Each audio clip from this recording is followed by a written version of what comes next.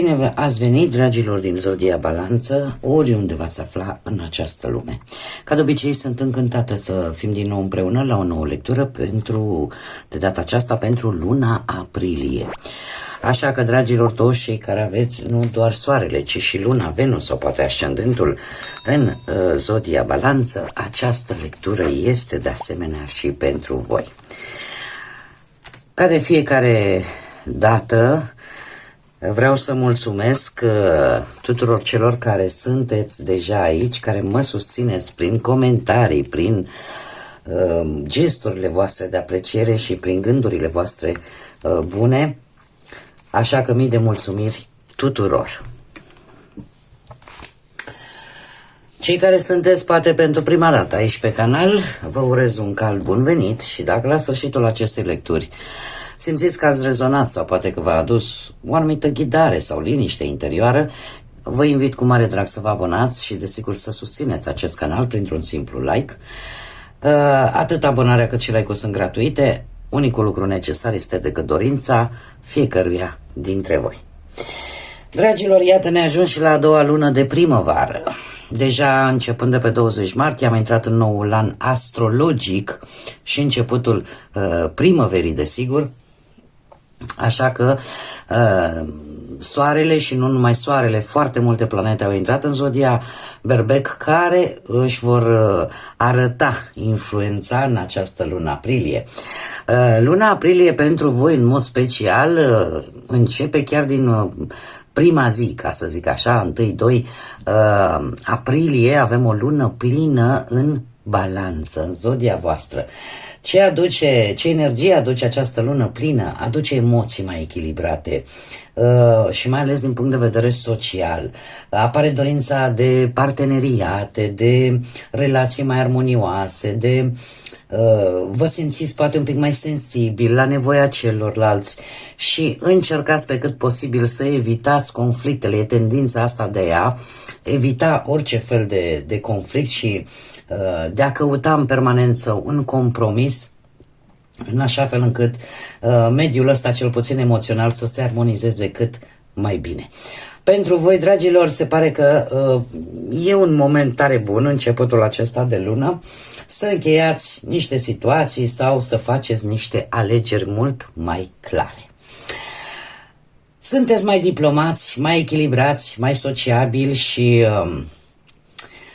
aș zice că apare și o energie destul de echilibrată între propriile voastre dorințe, dar și nevoile celorlalți din jurul vostru. Aș spune că ce ar fi un pic provocator pentru voi în această lună aprilie, că uneori puteți fi indeciși. Puteți fi indeciși sau evitați anumite confruntări. Poate acest lucru să ducă și la evitarea unor decizii. Aici trebuie să fiți un picuț atenți, da? Pentru că de multe ori să știți că și confruntările au rolul lor, mai mici, mai mari, dar au rolul lor și e posibil că atunci când eviți poate o confruntare, dat fiind și energia pe care o aveți în această lună, ceilalți pot interpreta ca o slăbiciune sau ca o vulnerabilitate a voastră. Așa că alegeți-vă totuși destul de bine luptele, bătăliile în această lună.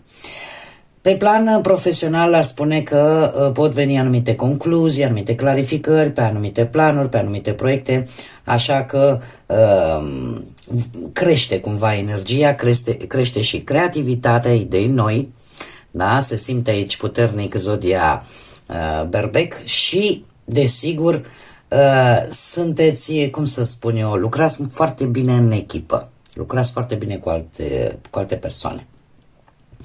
Pe partea bănuților pot apărea șanse să faceți bani, dar din colaborări, da? și ar fi bine totuși să evitați deciziile astea luate la nervi, luate la impulsiv, așa să spun, în ceea ce privește banii. Gândiți-le înainte să luați acele decizii legate de bani. Pe partea amoroasă aveți parte, cel puțin cei care vă aflați deja într-o relație, aveți parte și de momente de clarificare a relațiilor în care puteți comunica și chiar se poate ajunge, așa cum bine am spus, la anumite compromisuri ca relația să funcționeze. Cei care sunteți singurei, să știți că aveți parte de întâlniri, dar și aici voi trebuie să faceți o evaluare atentă. Da? Exact ce am mai spus, nu lăsați prea mult de la voi pentru cum să mai explic eu, pentru a nu arăta că sunteți și vulnerabili. Deci faceți evaluări atent, asta nu înseamnă că nu veți avea parte de întâlniri, se pare că ele vor fi, dar cântăriți bine viitoarele voastre legături. Haideți să vedem acum și primele zile din aprilie, pentru că avem decât 5 zile, nu avem o săptămână întreagă, avem aici o apropiere sau poate o întâlnire, o activitate împreună cu cineva foarte apropiat vouă. Poate să fie un amic, amică, momente de plăcere, să zicem așa, momente frumoase, alături de cineva care vă este foarte apropiat. A doua săptămână avem Căluțul. Se pare că în a doua săptămână din aprilie veți avea de făcut o călătorie scurtă. O călătorie scurtă importantă, pentru că alminteri n-ar apărea. Cea de-a treia săptămână avem Gheara, în care ți se recomandă să acorzi un pic de atenție și să nu-ți asumi riscuri prea mari. E o situație, aici se poate adapta oricărui aspect al vieții, fie el profesional, financiar sau sentimental, dar acolo, în a treia săptămână, aveți grijă să nu vă luați riscuri inutile sau prea mari. Avem Mâna, se pare că în ultima săptămână din aprilie veți avea nevoie de o mână de ajutor, asistența unei alte persoane sau de o anumită ghidare, de un anumit sfat legat de o situație importantă. Haideți să vedem acum și care este energia generală pentru voi, dragilor, din balanță în luna aprilie. Care este energia generală pentru dragii mei din balanță în luna aprilie? Și avem două cărți. Ia să vedem. Avem chiar 3. Haideți să le parcurgem așa ușor pe toate. Avem numărul 9 și avem un pește care se numește Morai El și care spune că trebuie să aștepți și să ai răbdare cu viața și cu tot ceea ce înseamnă ea și cu toate situațiile care vin odată cu ea.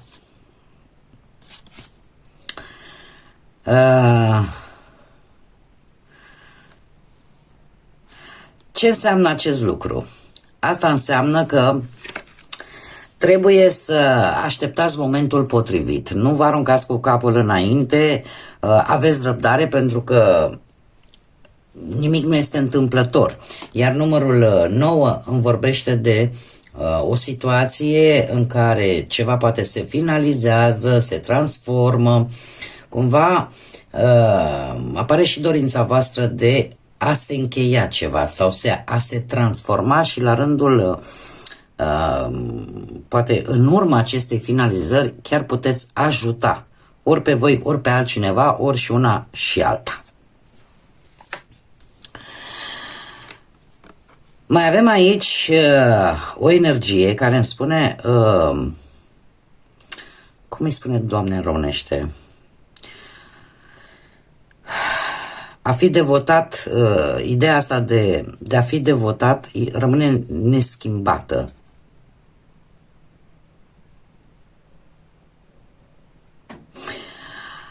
Foarte interesant, aici avem numărul 39, un număr care îmi vorbește 39 sau 12 sau 3. Dar 39 îmi vorbește de dorința de a crea, de a vă exprima.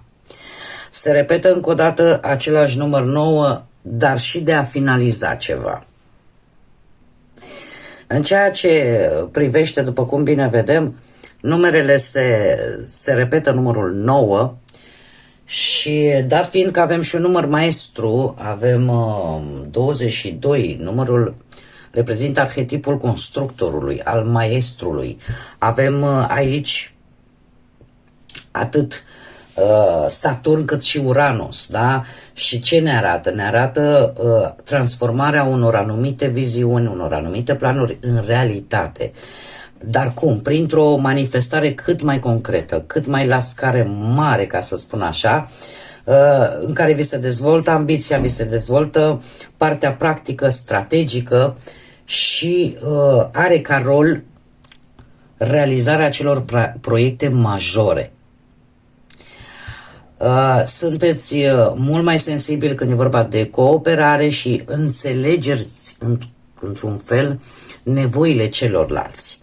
Acum, revenind la această carte, am discutat despre numere. Mesajul acestei cărți este acela de devotament constant, loialitate fermă, de care poate voi dați dovadă. Doar că întrebarea acestei energii este unde îți pui tu energia. Cine sau ce merită cu adevărat loialitatea voastră? Cumva arată acea reflexie asupra priorităților voastre. Să vedeți exact cine merită și cine nu. Timpul, sentimentele voastre, emoțiile voastre, banii voștri, energia voastră. Da? O întrebare bună. Avem de asemenea și aici, avem balena rechin sau rechinul balenă, nici nu știu cum să-i spun, care spune în felul următor: lasă-ți inima să te călăuzească. De ce? Pentru că ai propriul tău ghid interior, ascultă-ți intuiția, ascultă-ți emoțiile. Se pare că în această lună atât inima, sufletul vostru, cât și intuiția voastră știu care este direcția, chiar dacă drumul la început nu este foarte clar. Tocmai de aceea are și acest număr maestru al constructorului, da? Care te îndeamnă să ai puterea de a-ți transforma visele în realitate și ai puterea să manifesti ceea ce tu îți dorești și nu oricum, la o scară mare. Atât Saturn cât și Uranus. Saturn vine cu lecții de viață, vine cu strategie, cu plan. Uranus, la rândul său, vine și el cu inovație, cu schimbare, cu ideea asta de a fi original, de a fi, cum să spun eu, de a pune niște limite unor comportamente care poate vă deranjează și în felul ăsta să încercați să vă eliberați de anumite restricții sau pur și simplu să probați ceva nou. Energii multe, bune, zic, nu știu cum le vedeți voi, dar haideți să vedem ce ne spune și tarotul. Ce vine pentru dragii mei din Balanță în luna lui aprilie, atât pe plan profesional cât și financiar sau sentimental. Să vedem.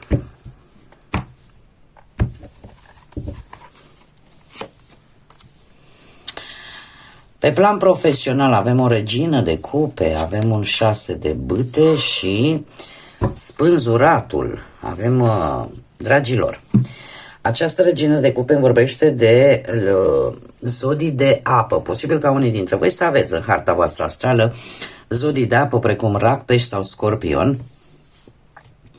Dar ce ne spune pe partea asta a muncii? Se pare că veți excela în anumite proiecte care implică ori relațiile cu oamenii, ori comunicarea profundă cu ceilalți. Poate reușiți, nu știu, sau unii dintre voi vă desfășurați activitatea ca manageri a unei echipe sau mentorați pe cineva sau consiliați anumite proiecte sau oameni și în această perioadă se pare că sunteți foarte creativi, atingeți sufletul, ca să zic așa, Așa că sunteți destul de bine aspectați pentru a lua decizii, decizii ghidate foarte mult de intuiția voastră, dar și de înțelegerea voastră profundă asupra lucrurilor. Iar asta va aduce un 6 de bâte, asta va aduce un succes, o recunoaștere pentru munca pe care voi o depuneți, orică veți avea parte de vreo promovare, orică părerea se schimbă, apare o părere pozitivă, o apreciere, poate din partea colegilor, din partea șefilor, sau reușiți într-un final să puneți pe roate în mișcare un proiect. Eforturile voastre într-un fel sau altul vă vor fi recunoscute, așa că e o energie pozitivă care vă motivează să continuați și să vă dezvoltați mai departe planurile și proiectele voastre profesionale. Ce este interesant, avem spânzuratul. Spânzuratul, să știți că este pe partea asta a muncii, câteodată este nevoie să faceți și o mică pauză înainte de a continua poate un proiect, adică să îl regândiți totuși. Există totuși, sau să nu vă culcați pe urechea asta frumoasă, da, a recompenselor și să vă autoblocați într-un fel sau altul. E posibil către sfârșitul lunii să vină o perioadă în care lucrurile să nu avanseze foarte rapid. Orică va trebui să așteptați vreo aprobare, orică va trebui să așteptați un răspuns important, dar nu forțați lucrurile. Nu forțați lucrurile, puteți chiar regândi și schimba modul în care priviți o anumită situație legată de muncă, analizați-o dintr-o altă perspectivă, dar nu o forțați. De ce? Pentru că alminteri puteți lua niște decizii, cum să spun eu, pripite, și puteți chiar să renunțați la inițiativă care este importantă. Sau să așteptați cumva, lasă că se rezolvă de la sine și că nu e niciun fel de problemă. Nu vă culcați pe urechea aceasta. Mergem mai departe, haideți să vedem pe parte financiară. Pe parte financiară avem o regină de spade. Aici cu siguranță sunteți voi și un 10 de cupe și un 4 de bâte. Să știți că pe partea financiară nu stați rău deloc. Aș spune că gestionați foarte inteligent și foarte planificat bugetul pe care îl aveți, sunteți precauți și atenți la ceea ce investiți, la ceea ce pe ce cheltuiți bănuții și în general sunteți foarte raționali, în așa fel încât să evitați tot felul de pierderi. Șaptele de cupe îmi arată posibile câștiguri și nu neapărat numai dintr-un loc, posibil din mai multe surse. Asta nu înseamnă că sunt sume enorme de bani, dar voi trebuie să selectați foarte atent. În primul și în primul rând, dacă ați făcut investiții sau vreți să faceți niște investiții care să vă aducă și bănuți, în ce investiți? Asta trebuie să fie foarte important pentru voi. De ce? Pentru că sunt oferte și oferte. Sunt oferte care promit bani doar de moment sau sunt oferte, de exemplu, care vă pot aduce bani un pic pe termen mediu sau lung. Din câte văd eu aici cu 4 de bâte, aș spune că e o perioadă de stabilitate financiară. Puteți primi o primă tranșă de bani dintr-un, nu știu, proiect sau, nu știu, ați avut niște economii pe undeva puse bine la punct, un profit dintr-un proiect realizat, ceva care vă oricum o să vă permită să vă planificați pe termen, cum am mai spus, scurt și mediu, fără să implice riscuri majore. Dar aveți grijă și priviți atent unde vă băgați bănuții. Pe parte sentimentală, cei care sunteți într-un cuplu, într-o relație, avem un paj de bâte, avem un 3 de cupe și împărăteasa. Dragilor, aici avem zodii de foc, berbec, leu, săgetător și avem desigur și zodia taur. Acest paj de bâte îmi poate vorbi de o veste.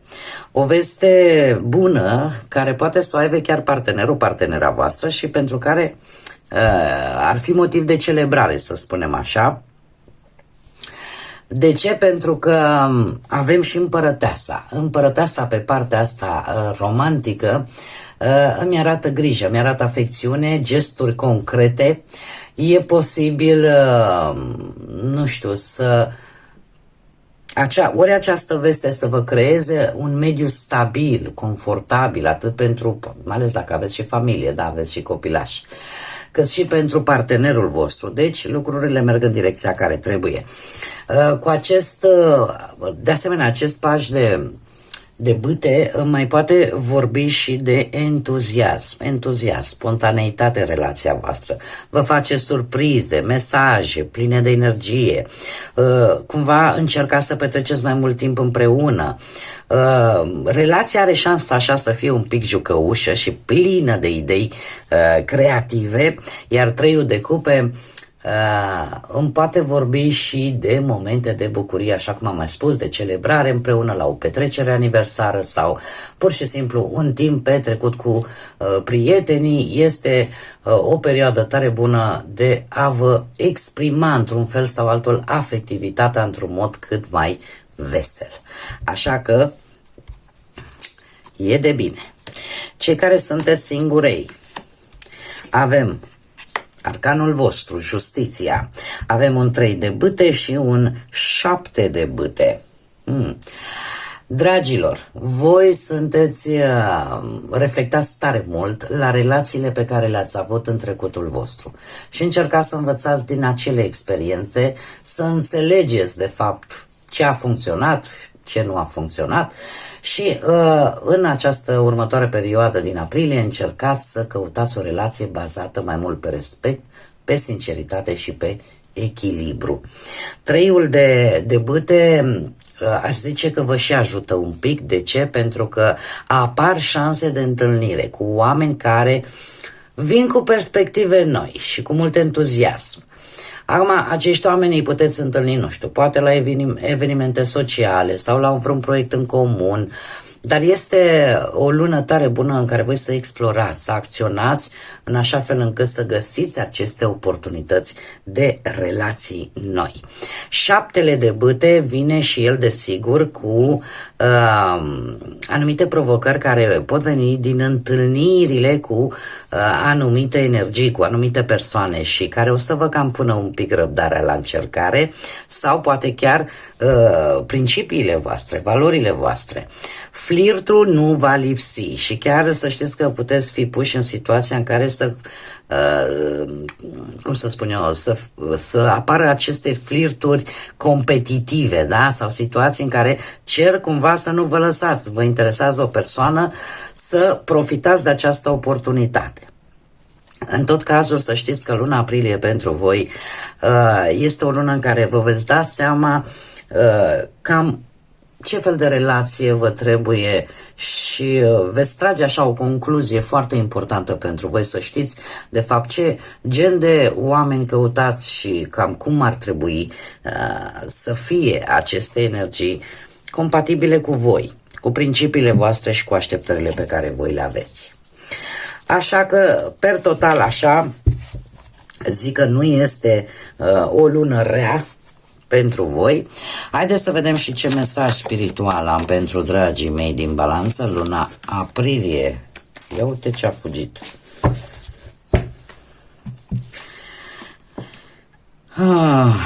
Nu-ți pune limite ție însuți. Ești o ființă infinită cu un potențial nelimitat. Poți să ai și poți să fii ceea ce tu îți dorești. Nu te reține pe tine și nu lăsa nici pe altcineva să o facă. Nu te limita de fapt pe tine și nu lăsa nici pe alții să te limiteze, pentru că aceasta este viața ta. Trăiește în adevărul tău și rămâi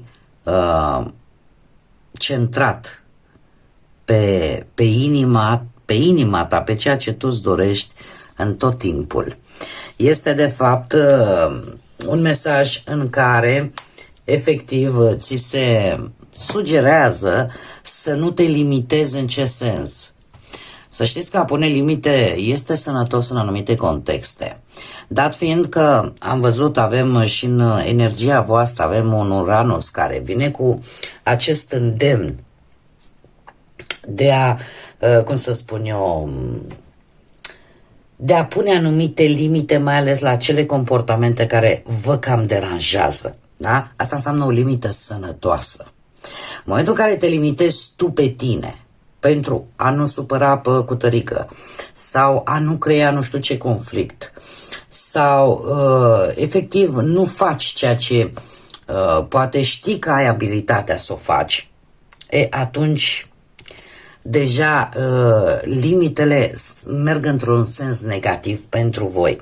De asemenea, am zis că l-avem și pe Saturn și Saturn indică la fel și el aceste limite sănătoase, dar în același timp indică și lecții.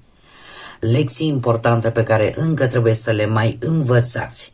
Așa că tocmai de aceea acest mesaj vine și spune ai potențial, poți avea tot ceea ce tu îți dorești, așa că încearcă să nu te limitezi pe tine și nici nu permite altora să te limiteze, mai ales atunci când e vorba de dorințele voastre și de capabilitatea voastră de a le face să devină realitate. Bun, dragii mei, cam acestea au fost mesajele pentru voi și sper din suflet că v-au ajutat, că v-au ghidat, că v-au adus poate un pic de claritate. Eu vă mulțumesc tare mult că ați fost alături de mine și până la următoarea noastră reîntâlnire, nu uitați, suflete frumoase, să zburați înalt, să gândiți înalt și pentru că luna aprilie este o lună cu o intensitate spirituală foarte mare, avem Sfintele Sărbători Pascale, lăsați, dragilor, credința, lumina, pacea și iubirea să vă însoțească la fiecare pas.